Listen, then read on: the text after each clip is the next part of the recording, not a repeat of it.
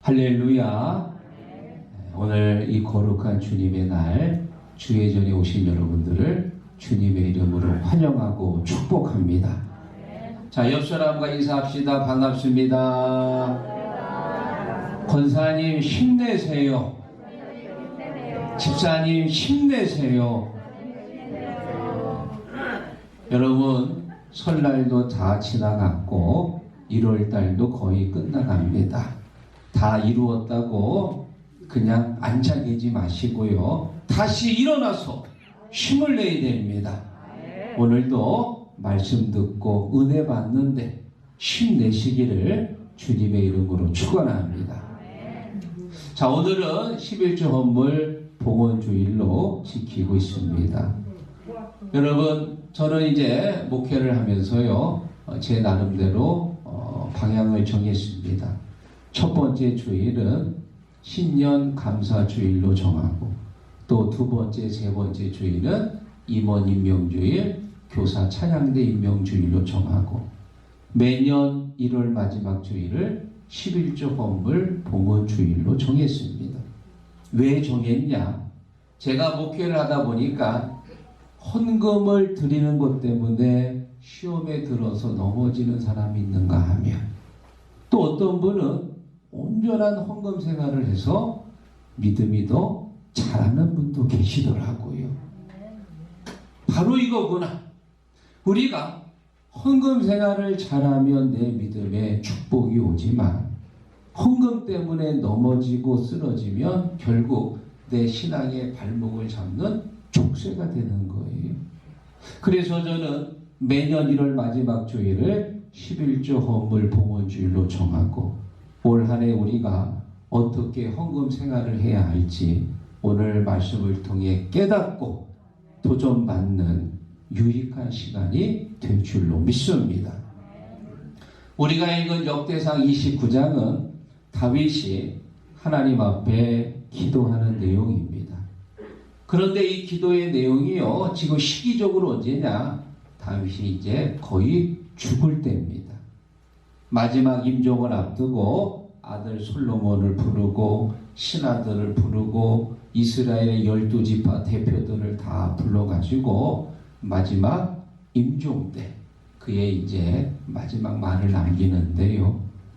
이 유언 가운데 다윗이 하나님 앞에 기도하는 내용이 담겨 있고, 그 기도 중에 바로 이 다윗의 물질관이 담겨 있습니다.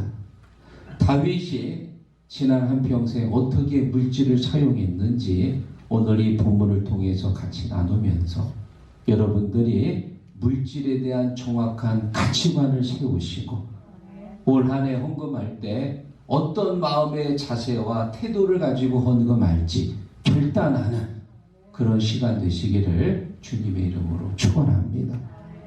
자, 다윗의 물질관 첫 번째, 다윗은 천지에 있는 것이 다 주님의 것이다. 이것을 고백했습니다. 11절 같이 읽어봅니다. 여호와여, 위대하심과 권능과 영광과 승리와 위엄이 다 주께 속하였사오니 천지에 있는 것이 다 주의 것이로소이다. 여호와여, 주권도 주께 속하였사오니 주는 높으사 만물의 머리심이니이다. 아멘. 여러분, 다윗의 직업이 뭐였지요? 목동이었습니다. 그 당시에 가장 평범한 직업이지요.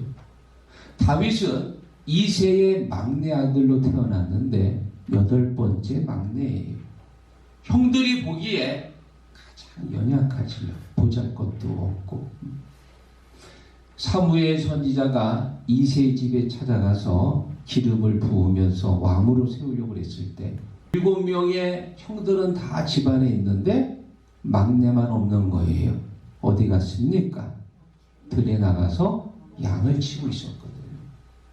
사무엘 선지자가 온 날만 양을 친 게 아니고 그 전날에도 그 다음 날에도 늘 밖에서 양을 치고 있었어요. 쉽게 말하면 형들이 동생한테 제일 굳은 일을 시킨 거예요. 아버지가 보기에 가장 연약한 막내 아들이었습니다. 형들이 보기에 가장 보잘것없는 힘없는 동생이었습니다. 그런 다윗을 하나님께서 크게 세우셔가지고 나라의 왕으로 세우시고 그리고 이스라엘이라는 나라를 다윗에게 맡긴 거예요. 그 모든 백성들을 다윗에게 맡겼습니다. 나라 안에 있는 모든 금과 은과 모든 것들을 다 다윗에게 맡겼어요.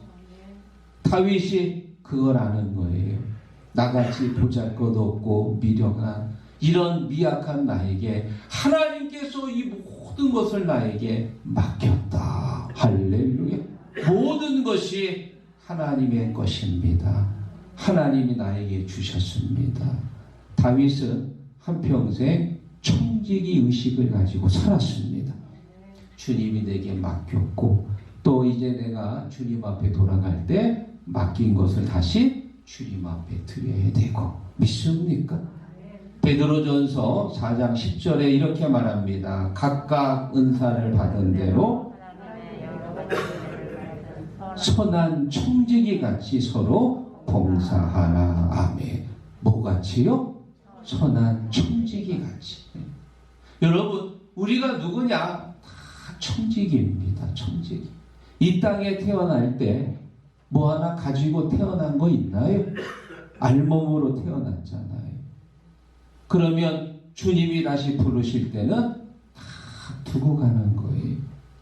여러분이 가지고 있는 여러분 재산, 여러분이 산 금두꺼비, 금가락지, 금목걸이, 그거 주님 앞에 갈 때 들고 가실 건가요?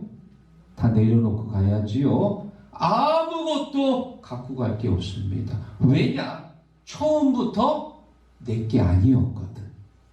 하나님이 이 땅에 살면서 불편하지 않도록 주님이 내게 맡기신 거예요. 잠시 맡기신 거 내가 이 땅에 살면서 잘 사용하고 다시 주님한테 갈 때는 다시 드리는 거예요. 믿습니까? 표정들이 좀 어두우신데요. 내 거 아니라니까요. 그걸 우리가 어떻게 알 수 있느냐? 이제 고인이 돼가지고 입관 예배 드릴 때 그 고인에게 옷을 입혀드리잖아요. 그게 뭐지요? 수의를 입혀드립니다. 여러분 수의를 만들 때 수의에 뭐가 없다고 그래요? 주머니가 없어. 수의 아무것도 넣고 갈 게 없는 것, 다 두고 가는 것. 내 생명 내 게 아니었습니다. 내 자녀 내 거 아닙니다. 내 이름으로 등기된 집과 땅 내 건가요? 아니거든요. 하나님께서 잠시 빌려주신 거예요. 청지기 같은 마음으로 살아야 돼. 믿습니까? 선한 청지기 같은 마음으로 오늘도 헌금을 드릴 때 내 돈을 하나님 앞에 드린다는 생각이 아니고 주님이 내게 주신 거 다시 주님 앞에 10분의 1을 드리고 감사헌금을 드립니다. 할렐루야. 여러분에게 한평생 청지기 같은 마음으로 기업을 경영하셨던 아주 훌륭한 한 분을 소개합니다. 바로 유한양행을 만드신 유일한 박사님이신데요. 이분은 최초로 전문 경영인을 도입해가지고 자기의 재산을 자기 아들에게 물려준 게 아니라 경영인에게 물려준 아주 깨끗하고 청부의 삶을 사셨던 훌륭한 청지기 기업인입니다. 이분이 돌아가시고 그 유언장이 공개되었는데 사람들이 깜짝 놀랐어요. 유언장에 뭐라고 적혀 있냐? 내 아들은 대학까지 졸업했으니까 스스로 자립하고 아들한테 아무것도 물려준 게 아니에요. 그리고 내 딸에게는 땅 5,000평을 물려주고 내 손녀에게는 대학까지 가서 공부할 등록금 $10,000, 1,000,000원만 내가 물려준다. 그리고 내 주식의 모든 소유들은 다 사회에 환원한다. 유언장이 공개되니까 사람들이 깜짝 놀랐어요. 대부분 다 자기 자식에게 다 물려주잖아요. 그런데 이 유 박사님은 하나님한테 받은 거 하나님한테 다시 돌려드렸습니다. 20년 후에 딸 유제리아 씨가 소천했는데 이 딸도 자기 소유의 전부를 다 사회에 환원했다고 합니다. 그 아버지의 큰딸입니다. 사랑하는 성도 여러분, 지금 여러분이 가지고 있는 재산, 여러분이 가지고 있는 이 모든 소유들이 내게 아닙니다. 하나님의 것입니다. 우리가 오늘도 헌금을 드리고 올해도 헌금을 드릴 때 내 돈을 주님 앞에 드린다는 생각이 아니고 하나님이 내게 맡기신 거 내가 주님 앞에 다시 드린다는 마음으로 청지기 같은 마음으로 사시기를 주님의 이름으로 축원합니다. 자, 그리고 두 번째, 다윗의 물질과 두 번째, 감사함으로 물질을 사용했다. 13절 읽어봅니다.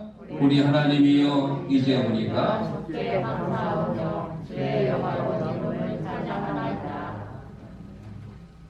여러분, 다윗에게는 평생 소원이 하나 있었습니다. 바로 하나님의 성전을 건축하는 거예요. 나는 이렇게 좋은 궁전에서 살고 있는데 하나님은 변변한 하나님의 집이었거든요. 하나님, 내가 주님을 위해서 주님이 거처할 수 있는 멋진 주님의 집, 성전을 제가 짓겠습니다. 그러자 하나님께서 안 된다. 네 손으로 짓지 마라. 내 손에 뭐가 있다고요? 피가 가득하다. 다윗이 17살 때 전쟁터에 나가가지고 골리앗과 싸워서 골리앗을 죽입니다. 그 이후로 다윗의 삶은 늘 전쟁터의 삶의 연속이었어요. 늘 칼을 들고 전쟁터에 가서 싸우고 죽이면서 다윗의 칼에는 피가 마를 날이 없었고 또 옷에는 늘 피냄새가 났습니다. 하나님께서 너가 짓지 말고 내 아들이 짓도록 해라. 그래서 다윗은 비록 자기가 성전을 건축하지는 못했지만 아들 솔로몬이 성전을 건축할 수 있도록 모든 것들을 준비합니다.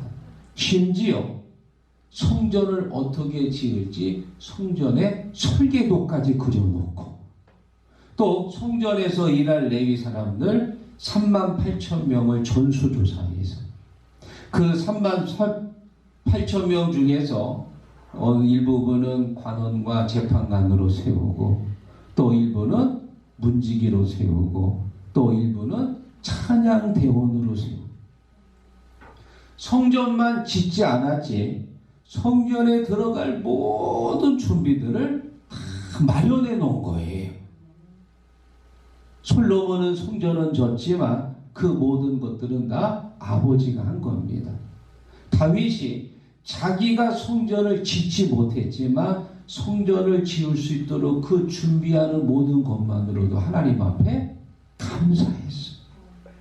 꿈을 이루지는 못했지만 준비하는 그 자체만으로도 자족하는 삶을 산 거예요. 사랑하는 여러분, 여러분에게 분명히 꿈이 있을 겁니다. 어렸을 때 어떤 꿈이 있고요.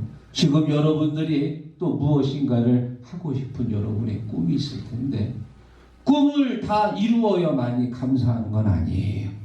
비록 꿈을 다 이루지 못할지라도 내 마음에 자족하는 마음이 있으면 얼마든지 감사의 삶을 살 수 있는 줄로 믿습니다. 여러분, 돌아오는 3월 20일 무슨 날인 줄 아십니까? 국제연합이 정한 국제행복의 날입니다. 2012년도 처음으로 제정했는데요. 3월 20일이 돌아오쯤 되면은 이제 이 국제연합이 무슨 일을 하느냐? 환경오염이나 또 무슨 대중교통이나 이런 여러 가지 모든 자료들을 토대로 국제행복지수를 조사합니다. 그래서요, 156개국 가운데 국제행복지수를 조사했는데 2012년도 첫 해 우리나라가 41위였고 2015년도에는 47위, 2019년도에는 54위. 그러니까 행복지수가 점점 어떻게 돼요? 내려가고 있어요. 떨어지고 있습니다. 이상한 것은요, GDP라고 해서 국내 총생산률인데 이 GDP가 올라가면 올라갈수록 선진국이 되는 거예요. 2012년도 첫째 24,000달러, 한 3천만 원 정도 됩니다. 한 가정마다 1년에 3천만 원 연봉을 번다 그 말입니다. 그리고 2015년도에 보니까 27,000달러 올라갔어요. 그리고 2020년도에는 31,000달러. 여러분 3만 달러가 넘으면 그때부터는 선진국이라고 그래요. 요즘 환율 1230원을 계산하면 1년 연봉이 3,800만 원인데 작년에 보니까는요 4천만 원이 넘었더라고. 자, 지금 우리나라 사람들이 10년 전보다 지금 점점 잘 사는 나라가 됐어요. 3천만 원에서 4천만 원이 넘는 만큼 아주 물질적으로 풍성한데 행복 지수는 점점 떨어지고요. 이상하잖아요. 돈은 더 많이 벌고 있는데 가진 건 더 많아지는데 행복을 느끼는 건 점점 떨어지고 있다. 이유가 뭘까? 비교 때문입니다. 비교. 10년 전, 20년 전에는 절대적 빈곤이 많았어요. 다 못 살았거든요.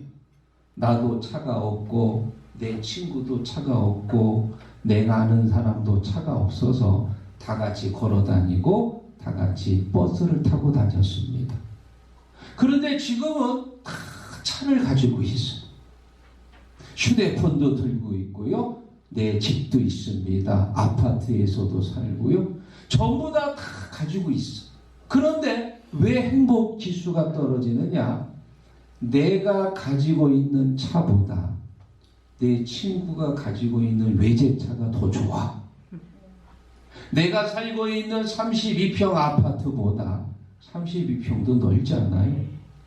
내 친구가 살고 있는 45평 아파트가 더 좋아. 내가 받고 있는 연봉보다 내 친구가 받는 연봉이 더 많아. 내 아들이 간 대학보다 내 친구가 간 대학이 더 좋은 대학이에요. 지금 나도 많은 것을 누리고 가지고 있지만 다른 사람과 비교해 볼 때 내 행복이 점점 떨어지고 있는 거예요. 여러분, 누군가와 비교하는 순간 내 행복은 사라지고 있습니다. 그래서 한번 따라해 보세요. 비교하면 불평이 나오고 자족하면 감사가 나온다. 믿으시면 아멘. 그래서요, 디모데전서 6장 6절에 이렇게 말합니다. 그러나 자족하는 마음이 있으면 경건은 큰 이익이 되느니라. 아멘. 사랑하는 여러분, 지금 내가 가지고 있는 것에 자족하십시오. 자꾸만 누군가 비교하면 절대 감사할 수 없습니다. 자, 지금 여러분 여기 부부가 계십니까? 여러분 남편을 쳐다보세요. 여러분 아내를 쳐다보십시오. 여기 안 계신 분은 머릿속으로 생각해 보십시오. 지금의 내 아내 만족하시나요? 지금의 내 남편 만족하십니까? 웃는 얼굴 아니라 찡그리는 얼굴이 많은데요. 설사 만족하지 않더라도 자족하십시오. 이런 아내, 이런 남편, 또 이런 자녀를 하나님이 내게 주신 거 자족해야 됩니다. 시국교회 다니는 거 감사하세요. 조대훈 목사 만나서 신앙생활하는 거 감사하세요. 믿습니까? 왜 해야 되느냐? 감사를 해야 하나님이 더 좋은 것을 주시는 거예요. 감사하면 할수록 하나님이 더 좋은 거 주시지. 불평하면 자꾸 불평한 일만 생기는 겁니다. 설교의 제왕이라는 스펄전 목사님이 이런 말씀하셨습니다. 촛불을 보고 감사하면 하나님께서 등불을 주시고, 등불을 보고 감사하면 하나님께서 달빛을 주시고, 달빛을 보고 감사하면 하나님께서 햇빛을 주시고, 햇빛을 보고 감사하면 하나님께서 찬란한 천국을 주시느니라. 아무것도 아니지만 작은 거에 감사할 때 하나님이 계속 감사할 일을 주시는 거예요. 따라해 보세요. 감사는 축복을 부르는 주문이다. 믿습니까? 감사하면 할수록 감사할 일들이 많아지는 거예요. 지금 다윗은 성전 건축했습니까? 못했습니까? 못했습니다. 꿈을 이루질 못했지만 성전 건축을 위한 준비를 하면서 자족하는 마음이 있는 거예요. 하나님, 내가 무엇이간데 주님을 위한 성전을 건축할 수 있도록 이 길을 열어주십니까? 감사하는 마음, 자족하는 마음을 가지고 있듯이 여러분이 늘 하나님 앞에 자족하며 사시기를 주님의 이름으로 축원합니다. 자, 다윗의 물질과 세 번째, 다윗은 즐거운 마음으로 드렸다. 14절 읽어봅니다. 나와 내 백성이 무엇이기에 이처럼 즐거운 마음으로 드릴 힘이 있었나이까. 모든 것이 주께로 말미암았사오니 우리가 주의 손으로 받은 것으로 주께 드렸을 뿐이니이다. 아멘. 지금 다윗은 하나님 앞에 감사를 드리고 있습니다. 쓸 것도 많은데 먼저 하나님 앞에 성전 건축을 위해서 온 성도들이 하나님의 앞에 기쁜 마음, 즐거운 마음으로 예물을 드린 거예요. 여러분들이 한 달 동안 열심히 일해서 번 돈을 주님 앞에 드릴 수 있다는 게 그게 은혜고 그게 축복인 줄로 믿습니다. 헌금을 돈이 많다고 드리나요? 돈 많은 사람들이 헌금 많이 드리나요? 아닙니다. 아무리 돈이 많아도 믿음이 없으면 단돈 1,000원도 아까운 거예요. 그러나 내 마음에 믿음이 풍성하면 1,000원도, 만원도, 10만원도, 100만원도 내 시간과 내 정성과 내 생명까지도 다 드릴 수 있어. 왜? 내 안에 믿음이 풍성하니까. 믿습니까? 성경에서 가장 아름다운 헌신을 꼽으라면 막달라 마리아가 예수님께 드린 향유 옥합의 헌신입니다. 향유 옥합의 가격이 얼마네요? 300데나리온. 한 데나리온이 노동자 하루 품앗입니다. 300일을 일해야 벌 수 있는 귀한 옥합을 예수님의 머리에도 붓고 발에도 부었습니다. 여러분, 향수 한 방울만 떨어뜨려도 향기가 번지잖아요. 그런데 그 향유 안에 있는 거 전부 다 갖다 부어요. 집안이 완전히 냄새로 진동하지. 옆에 있던 사람들이 막 화를 내요. 아, 그 비싼 거를 한 방울만 떨어뜨리지 왜 그걸 다 부었냐고 막 화를 내요. 아깝잖아요. 그런데 정작 막달라 마리아는 아깝지가 않아. 왜? 향유가 300데나리온 되지만 주님께 받은 은혜가 향유보다 훨씬 크기 때문에 이게 바로 헌금의 원리입니다. 100만 원을 드리고 1000만 원을 드릴 때 이 돈이 얼마나 귀한 겁니까? 여러분, 세상에 나가서 돈 10,000원 벌려고 얼마나 애를 씁니까? 그렇게 피 같은 돈, 그 귀한 돈이지만 하나님께 받은 은혜가 훨씬 큰 거예요. 죽을 수밖에 없는 내 영혼을 구원해 주시고 하나님의 자녀로 삼으시고 또 내가 이 땅에서 80년, 90년 살고다가 주님이 부르시면 영원한 하나님의 나라에 가서 안식하잖아요. 얼마나 감사합니까? 그 은혜를 생각할 때 내가 드린 돈은요 아무것도 아니거든. 사랑하는 여러분, 늘 주님이 주신 것에 감사하면서 즐거운 마음으로 드리는 믿음 되기를 간절히 축원합니다. 말씀을 정리하면서 여러분에게 아주 멋진 분을 하나 소개합니다. 여러분, 미국에 가면요, 아주 가장 잘 팔리는 치약 중에 콜게이트 치약이라고 있습니다. 이 콜게이트 치약은 저 영국의 윌리엄 콜게이트가 만든 치약인데요. 이 콜게이트라고 하는 사람은 영국이 아주 가난한 가정에서 태어났대요. 아버지가 중풍에 걸려서 쓰러지고 어머니는 폐결핵을 앓아서 부모님이 다 몸져 누우셨어요. 그래 이 콜게이트가 초등학교도 가지도 못하고 아마 여러분 중에는 그런 분들이 계실 거예요. 가정이 어려워서 학교 공부를 못하신 분들 계실 텐데 마찬가지입니다. 아이들, 친구들 학교 갈 때 이 콜게이트는 밖에 나가서 일을 했습니다. 그 모습을 본 할아버지가 콜게이트를 불러서 말합니다. 콜게이트야, 너 내 말을 잘 들으면 하나님께서 너를 축복하실 거야.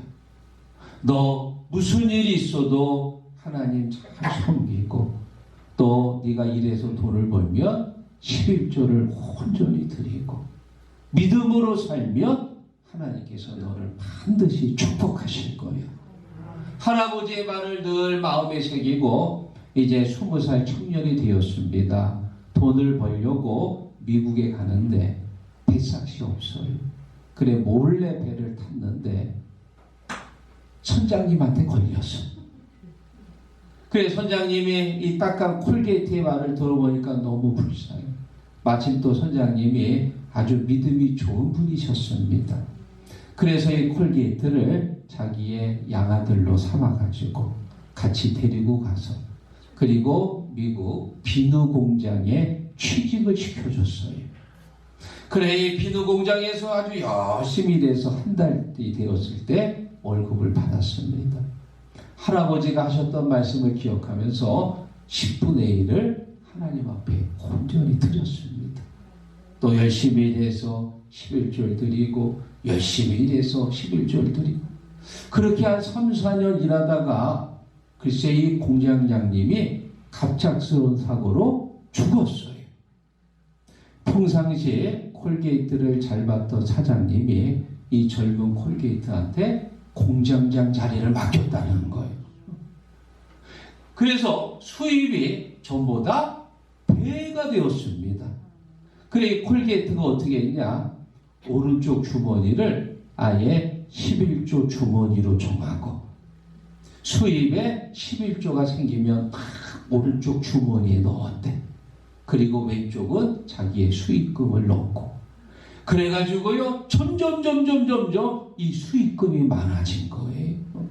나중에는 11조를 넘어서 12조, 13조, 15조까지 하나님 앞에 온전히 드렸더라. 할렐루야. 그래서 이 콜게이트가 1806년도에 콜게이트 회사를 설립했는데요. 바로 이제 지금의 치약 회사입니다. 하나님께서 이 콜게이트에게 엄청나게 많은 축복을 주셨습니다. 제가 어제 콜게이트라고 하는 이름의 이 브랜드가 어느 정도 가치가 있는지 한번 검색해 봤더니 세계 100대 브랜드 1위가 애플이고요. 5위가 뭐 같아요? 우리나라의 삼성입니다. 35위가 현대고요. 그리고 72위가 콜게이트더라고. 세계 100대 브랜드 기업 중에 하나가 되었습니다. 영국에 아주 못살고 연약했던 이 한 청년이 하나님 앞에 온전히 헌신하고 주의를 지키고 11조를 드렸더니 하나님께서 이 청년에게 300배, 600배, 10,000배 이상으로 이 청년을 축복하신 거예요. 그래서 나온 말이 있습니다. 오른쪽 주머니에는 11조를 담고 왼쪽 주머니에는 이익금을 담는다. 사랑하는 시국가족 여러분, 저는 우리 시국교회 담임 목사로서 우리 성도들이 다 콜게이트 같은 복을 받기를 원합니다. 그래서 여러분들 농협 통장 열면은 최소한 공이 한 10개는 좀 붙어 있기를 축원합니다. 10개면 얼마인 줄 아세요? 10억이에요. 하나도 안 놀라시네. 다들 그 정도 갖고 계신가 봐. 하나님한테 축복을 받으려면 우리가 어떻게 해야 되느냐? 청지기 같은 마음으로 헌신하시고요. 감사한 마음으로 헌신하시고 또 헌금을 드릴 때 즐거운 마음으로 우리 하나님께서 올해도 여러분 기업을 축복하시고 여러분 가정을 축복하시고 여러분 자녀들을 형통하게 하실 줄로 믿습니다.